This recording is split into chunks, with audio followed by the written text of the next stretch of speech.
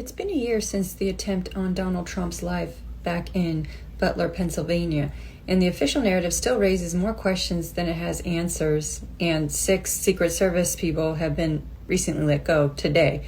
Let's get into it. This is Daily Debunks, July 11th. Ballistic experts and experts on YouTube with guns, the same exact assault rifles, trying to repeat the shot to the ear, say it's highly improbable that a sniper's bullet from 130 yards away would merely graze Trump's ear. The gun was a scoped AR-style rifle reportedly used by the shooter and his father for hunting.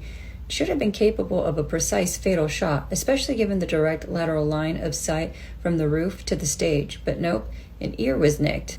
Trump's, and he even made it to the golf course the very next day. BBC verified multiple eyewitnesses who saw the shooter climb the building 20 minutes before shots were fired.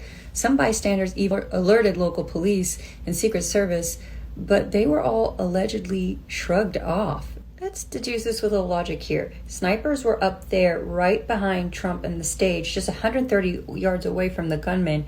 Why weren't they scanning the horizon and looking on other rooftops, a key area where a shooter could sit? Why wouldn't they coordinate with authorities that were notified by several rally goers, dozens of them, notifying the police that there was a shooter on that roof? The head of Secret Service, just a couple of weeks later in July of 2024, said that the lack of rooftop surveillance, because there could have been more surveillance and then in just one location, he said, "We do not place agents on sloped roofs due to safety concerns." But here's the kicker.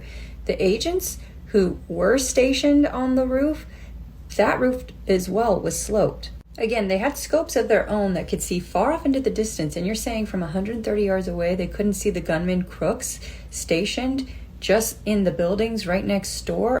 There's medical red flags to this. This is what his ear should have looked like. The trajectory of the bullet going like this, when he turned this way, the bullet went through. That means he would have lost cartilage. But cartilage doesn't grow back, and such wounds typically require surgery, grafting, and leaves lasting results in deformity. His rapid recovery defies both typical gunshot trauma wounds and reconstructive recovery timelines. Look, this is him at his Mar-a-Lago resort just 2 weeks after being shot. So a lot of evidence and clearly contradicting reports don't add up here. But let's be clear, we're not trying to forget the lives lost. Corey Comparador, a firefighter and rally attendee, he was killed.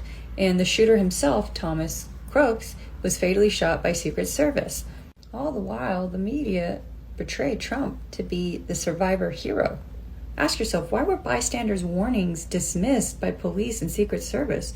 2 lives could have been saved. So many key details conflict, and this debunk is more than a shot in the dark.